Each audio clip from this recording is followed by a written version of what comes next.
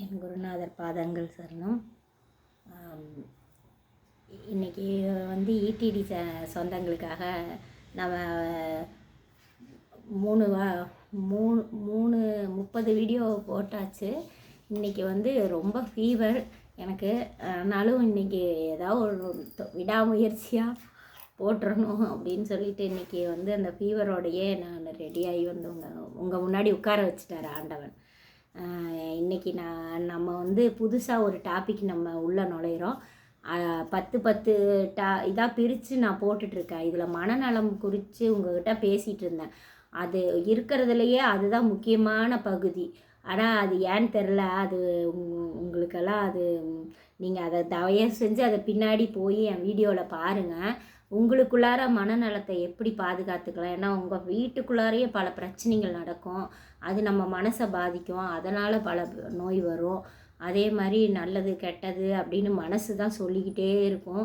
அதில் கவனம் செலுத்தணும். நம்ம உள்ளுணர்வுக்கு முக்கியத்துவம் தரணும். அதை விட்டுட்டு நம்மளுக்கு வேண்டாதவங்களுக்கு முக்கியத்துவம் தருவோம். ஆனால் நம்ம மனசு நம்ம கூடயே இருக்கும். நம்ம மனசாட்சி கூடயே இருக்கும். அதுக்கு நம்ம முக்கியத்துவம் தரவே மாட்டோம். அது சொல்கிற ஒரு உணர்வை நம்ம கவனித்து பார்த்தாலே நம்மளுக்கு நிறையா வாழ்க்கையில் தீர்வு கிடைக்கும். அந்த தீர்வை நம்ம எடுத்துக்கிட்டு அடுத்த கட்டம் போகணும். இனிமே நம்ம வந்து பேச போகிறது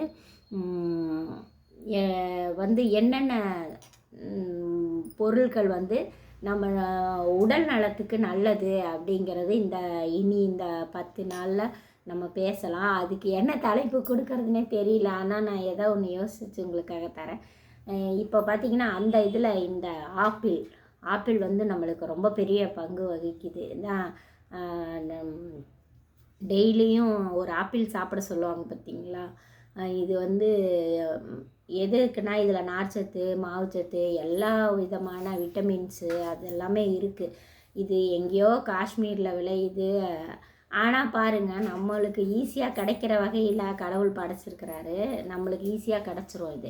இதை வந்து நீங்கள் முதல்ல ஒரு நோய் அப்படின்னா இந்த ஆப்பிளை ஃபஸ்ட்டு நம்ம சாப்பிட ஆரம்பிக்கணும். எனக்கு பழங்களே அவ்வளோ விரும்பி நான் சாப்பிடவே மாட்டேன்.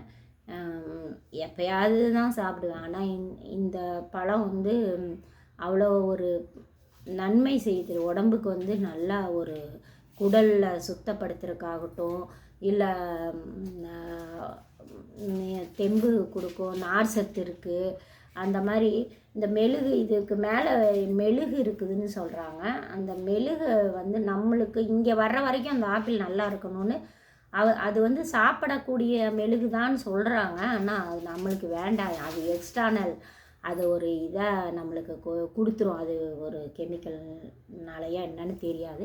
அதனால் இதை எப்படி எடுத்துக்கணுன்னா, இப்போ சுடுதண்ணி நல்லா கொதிக்க வச்சு அதில் வந்து இந்த ஆப்பிளை ஒரு நிமிஷம் அதில் போட்டிங்கன்னா இதில் இருக்க மெழுகை ஃபுல்லாக அப்படியே மெல்ட் ஆகி வெளியில் வரும். வெளியில் வந்ததுக்கப்புறம் அந்த மெழுகை அப்படியே இது பண்ணி எடுத்துட்டு நம்ம சும்மா கத்தி வச்சு அப்படியே லைட்டாக அதை இது பண்ணிவிட்டு தோலோடு கட் பண்ணி, இப்போ எனக்கு கொஞ்சம் ப்ராப்ளம் இருக்குது. அதனால் நான் என்ன பண்ணுவேன்னா அதை கொஞ்சம் லைட்டாக மசிச்சுட்டு சாப்பிட்ருவேன். ரொம்ப நேரம் வேக விட்டுறாதீங்க. சும்மா போட்டு கொஞ்சம் ஒரு செகண்டு விட்டாலே அந்த மெழுகெல்லாம் வெந்துடும். அப்புறம் நீங்கள் எடுத்துட்டு நீங்கள் அந்த காம்பு நீக்கிட்டு அந்த விதை வந்து ரொம்ப டேஞ்சரு, அதை நீங்கள் எடுத்துடணும். அப்போ இது ஆப்பிள் எப்படிடா சாப்பிட்றதுன்னு சொல்லித்தரேன்னு நினைக்க வேண்டாம். இப்போ அந்த மெழுகுக்காக சொல்ல வந்தேன். அதுக்கப்புறம் நம்ம ஜூஸ் போட்டு குடிக்கிறத விட அப்படியே கடித்து சாப்பிட்றது நல்லது. என்னைய மாதிரி இல்லை, உங்களுக்கு அது கடிக்க முடியல, அது கொஞ்சம் கஷ்டம் அப்படின்னு ஜீரணிக்க கஷ்டமாக இருக்கிறவங்க இதை வந்து ஒரு சுடுதண்ணியில் போட்டு அதை பேக்ஸ் எடுத்துகிட்டு அதை ஜூஸாக ஒரு கெட்டியாக ஒரு ஐஸ்கிரீம் பதத்துக்கு அடிச்சுட்டு சாப்பிடுங்க. அப்புறம் வந்து இந்த பழங்கள் மட்டும் இல்லை, பழங்கள்லையே வந்து என்னென்ன 5 இது நான் சொல்கிறேன். என்னென்னது சுகருக்கு எடுத்துக்க வேண்டியது. இந்த ஆப்பிள் எடுத்துக்கலாம். அப்புறம் வந்து சிட்ரிக் பழங்கள்லாம் எடுத்துக்கலாம். அதாவது என்ன சொல்கிறது, அது ஆரஞ்சு கொய்யாவில் வந்து காயாக எடுத்துக்கணும். கொய்யா பழமாக எடுத்துக்கிட்டால் அது சுகரை ஏற்றி விட்டுரும். கொய்யா பழமாக எடுக்கணும். அதே மாதிரி பப்பாளியும் வந்து கொய்யா பப்பாளியில் வந்து காய் வெட்டாக இருக்கும் பார்த்தீங்களா, ரொம்ப காயாக எடுக்காதீங்க. காய்க்கு முன்னாடி அடுத்த பதம் கொஞ்சம் பழுக்கிற ஸ்டேஜு, கொஞ்சம் தேங்காய் மாதிரி இருக்கிற மாதிரி பதத்தில் எடுக்கணும். இல்லாட்டி நல்லா பழுத்த இதாக எடுத்தோம்னா அது நல்லாயிருக்கும் சாப்பிட்றதுக்கு. நானே அப்படி தான் அடிக்கடி எடுத்துக்குவேன். ஆனால் சுகர் அதுவும் ஒரு காரணம் ஆயிடும் சுகர் ஏறுறதுக்கு. இது வந்து கொஞ்சம் அந்த காய் வெட்டா நம்ம எடுக்கிறப்ப நம்மளுக்கு வந்து ரொம்ப நல்லது பண்ணுது, உடம்புக்கு நல்லது பண்ணுது. இது எல்லாமே இந்த பழங்க கூட சேர்த்துக்கிறப்ப நம்மளுக்கு வந்து சுகர் பேஷண்ட்டுக்கு வந்து மலச்சிக்கல் ஒரு ப்ராப்ளமாக இருக்கும். அதனாலேயே தான் உடம்புல அந்த கழிவுகள் வெளியே போகாமல் அதுக்கு ஒரு உடம்புல தேங்கி அது சுகரை ஏற்றி விட்டுட்ருக்கோம். அதனால் அந்த பழங்களை கண்டிப்பாக நம்ம எடுத்துக்கணும். ஒரு நாளைக்கு ஒரு பழங்கிற விதம் நம்ம எடுத்துக்கணும். இன்றைக்கி இந்த பழம் கைக்கு கிடச்சதும் பழத்தில் ஆரம்பிச்சிட்டேன். ஆனால் நான் தானியத்தில் தான் ஆரம்பிக்கணும்னு நினச்சேன். அதை விதத்தில் ஆப்பிள், அப்புறம் சாத்துக்குடி, ஆரஞ்சு, நவாப்பழம் தான் மெயின்னு சொல்கிறாங்க சுகருக்கு. அது சீசனுக்கு தான் கிடைக்கும். ஆனால் இந்த பப்பாளி, கொய்யா இதெல்லாம் இப்போ எல்லா சீசன்லேயும் கிடைக்கிது. அப்போ அந்த மாதிரி பழங்களை வந்து நம்ம எடுத்துக்கலாம், சுகருக்கு எடுத்துக்கலாம். இந்த 5 பழம் 6 பழம் இருக்குது. இதை தாண்டி நம்மளுக்கு ஏதோ ஒரு பழங்க சாப்பிட்ணும் அப்படின்னு ஆசைப்பட்டோம்னா பட்டர் ஃப்ரூட்டுன்னு ஒன்று இருக்கும். அது வந்து அப்படியே அது இந்த மலைப்பகுதிகளில் தான் விளையுது. ஆனால் அதோட விதை இவ்வளோ பெருசு ஆப்பிள் சைஸுக்கு இருக்கும். அது க்ரீன் கலராக உள்ளே வந்து பட்டர் மாதிரியே வெண்ணெய் மாதிரியே அதோட இதை வலிச்சு எடுத்தோம்னா அப்படி இருக்கும். அதில் சுகர் போட்டு அந்த சுகரை போட சாப்பிட்றப்ப அப்படியே ஐஸ்கிரீம் சாப்பிட்ட மாதிரியே இருக்கும். ஆனால் அப்படி எடுத்துக்கூடாது. நம்ம கொஞ்சம் லைட்டாக சுகர் போட்டுக்கோங்க. அதுவும் பட்டர் ஃப்ரூட்டும் நம்மளுக்கு வந்து சுகருக்கு எடுத்துக்கலாம். அதில் நிறைய சத்துக்கள் இருக்குது.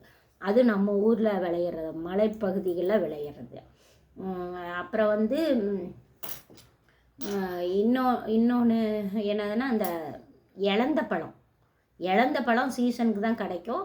அதையும் நீங்கள் விடாமல் எடுத்துக்கோங்க. அது நரம்பில் இருக்கிற இதெல்லாம் நோயெல்லாம் சரி பண்ணுது. இப்போ நான் இது சொல்கிறது எல்லாமே வந்து படித்தவங்க, நல்லா தெரிஞ்சவங்க, அவேர்னஸ் இருக்கிறவங்களுக்கு இந்த வீடியோ வந்து இதாக இருக்கும். ஆனால் பழம்னு எடுத்துக்கோங்கன்னு டாக்டர் பொதுவில் பழங்கள்லாம் சாப்பிடுங்க, மாத்திரை சாப்பிடுங்க, பழங்கள்லாம் சாப்பிடுங்க அப்படின்னு சொல்லிடுறாங்க. அதில் என்னென்ன பழங்கள்னு பார்த்து எடுக்கணும். அவங்களுக்கு தெரியாதவங்களுக்காக நான் இதை சொல்கிறேன். இன்றைக்கி வந்து இது போதுன்னு நினைக்கிறேன். நாளைக்கு வந்து உங்களுக்கு தானியங்கள், என்னென்ன தானியங்கள் நம்மளுக்கு உடம்புக்கு நல்லது அப்படின்னு சொல்லிட்டு நாளைக்கு தானியங்களை பற்றி ஒரு வீடியோ போட்டுடலாம். அப்புறம் வந்து இங்கே பாருங்கள், நம்ம இன்றைக்கி வந்து சஷ்டி 5வது நாளுங்க. 5வது நாளில் நான் வந்து இந்த வருஷம் சஷ்டி படிக்கலாம். சஷ்டி நான் தொடர்ந்து படிக்கிறாள் தான், மனசுக்குள்ளாரையாவது ஏதோ ஒரு விதத்தில் சொல்லிக்கிட்டே இருப்பேன்.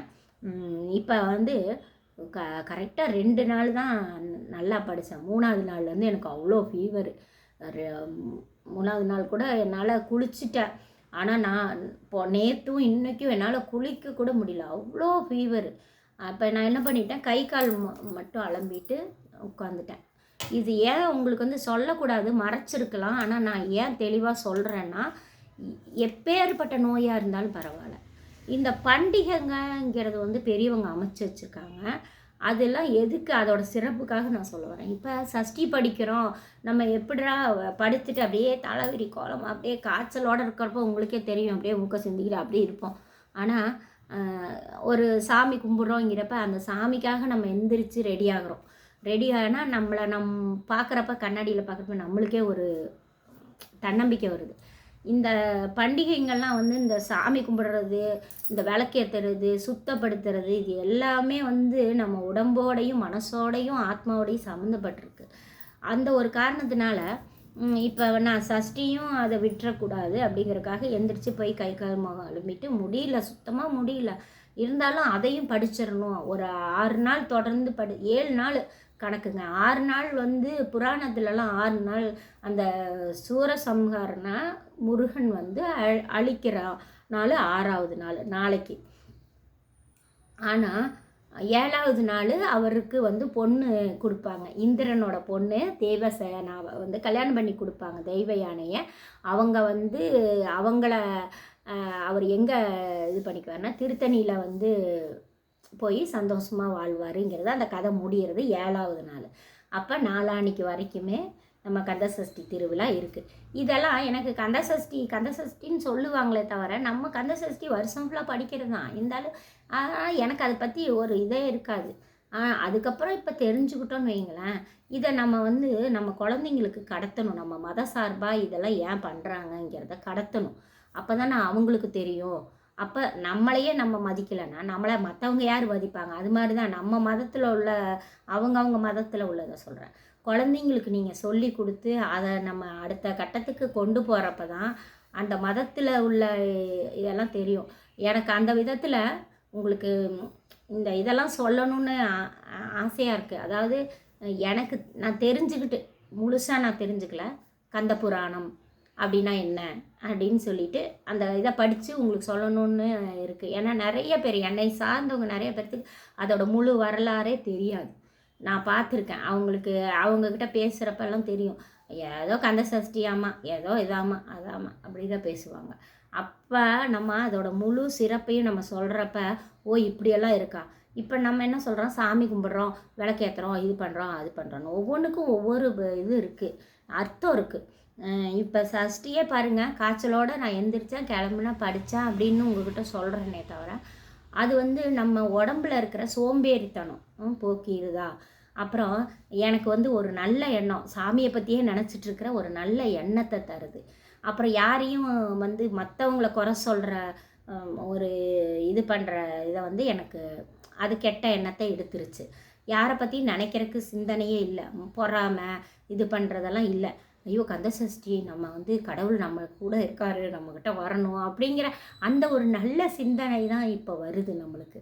அதனால தான் சொல்கிறான், இப்போ வந்து ஒவ்வொரு பண்டிகைகளும் ஒவ்வொரு காரணத்துக்காக அமைச்சு வச்சுருக்காங்க.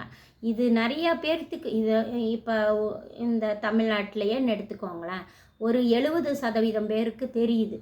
தெரியாத அந்த 30% பேருக்கு நான் சொல்கிறேன். எனக்கெல்லாம் சத்தியமாக தெரியாதுங்க. சின்னதில் எங்கள் அம்மா அப்பாலாம் கோயில் கூப்பிட்டு போவாங்க, முருகனை கும்பிடு, விநாயகரை கும்பிடு, இது கும்பிடு அதை கும்பிடு, இந்த அந்த விநாயகருக்குன்னா கொழுக்கட்டை, முருகனுக்குன்னா இது அப்படின்னு நம்ம கொடுத்து அந்த பலகாரத்தை திங்கிறோம். அதோட சரி, அது ஏன் கும்பிட்றோம்? எதுக்கு அது சாமியை வந்து நம்ம இந்த சாமின்னு பிரித்து வச்சுருக்கோம்? எதுக்கு அது கை காலெல்லாம் நம்ம வரைஞ்சி வச்சுருக்கோம்? எதுக்கு சிலையாக செதுக்கி வச்சுருக்கோம்? அதோட அர்த்தங்களெல்லாம் எதுவுமே குழந்தைங்களுக்கு சொல்லித்தராதனால அவங்களுக்கும் தெரில, நானும் சொல்லித்தரல. ஒரு கட்டம் வரைக்கும் நானும் சொல்லித்தரல, ஏன்னா எனக்கே தெரியாது. இப்போ நம்ம வந்து ஆன்மீகத்துக்குள்ளார போக போக நம்மளுக்கு ஏன் குரு கிடைச்சாரு? அவர் ஏன் நம்மளை விட்டுட்டு போனார்? அப்போ நம்ம என்ன பண்ணணும்? நம்மளுக்கு அவர் எதுக்கு பாதியில் அவங்க கிடைக்கிறாங்க, நம்மளுக்கு ஒரு அர்த்தத்தை சொல்கிறாங்க. அந்த அர்த்தத்தை புரிஞ்சுக்கிறதுக்கு முன்னாடியே நம்ம அப்படி இல்லையே, நம்மளாம் அந்த இதில் படிச்சுட்டு வரிசையாக இப்போ 1ஆம் கிளாஸ் படிச்சுட்டு 10ஆம் கிளாஸ் வந்தால் தானே நல்லாயிருக்கும். நம்ம திடீர்னு 10ஆம் கிளாஸில் போய் உட்கார வச்சுட்டாங்க. அப்போ 10ஆம் கிளாஸில் இருக்கிற பாடம் நம்மளுக்கு மண்டையிலேயே ஏறலை. அப்படிங்கிறப்ப 1ஆம் கிளாஸ்லேருந்து ஒரு படிப்படியாக ஒரு விஷயத்தை கற்றுக்கிட்டு நம்ம போகிறப்ப யாரையும் குறை சொல்கிறதுக்கும் வாய்ப்பு இருக்காது. எந்த மதத்தையும் நம்ம இழிவாக பேச மாட்டோம். எல்லா சாமிகளையும் மதிப்போம். அந்த கடவுளை மதிக்கிறப்ப நம்மளையே நம்ம மதிச்சுக்கிற மாதிரி நம்மளையும் 4 பேர் மதிப்பாங்க. அதனால் இந்த பழங்கள் பற்றி பேசினாலும் நான் இறைவனை பற்றியும் உங்களுக்கு சொல்லணும்னு ஆசைப்பட்றேன். நாளைக்கு ஒரு தகவலாக அப்படி சொல்கிறேன். உங்களுக்கு தெரியாதவங்க இந்த வீடியோவை ஆதரவு தெரிவிப்பீங்கன்னு நினைக்கிறேன். இது எதுக்கு இதெல்லாம் சொல்லிகிட்ருக்கு இந்த அம்மான்னு நினைக்காதீங்க. தெரியாதவங்க யாருக்காக இந்த வீடியோவை பாருங்கன்னு ஷேர் பண்ணி விட்ருங்க. அதுக்காக தான். என் குருவின் திருவடிகள் சரணம். ஈடிடி சொந்தங்கள் அனைவருக்கும் நன்றி நன்றி நன்றி.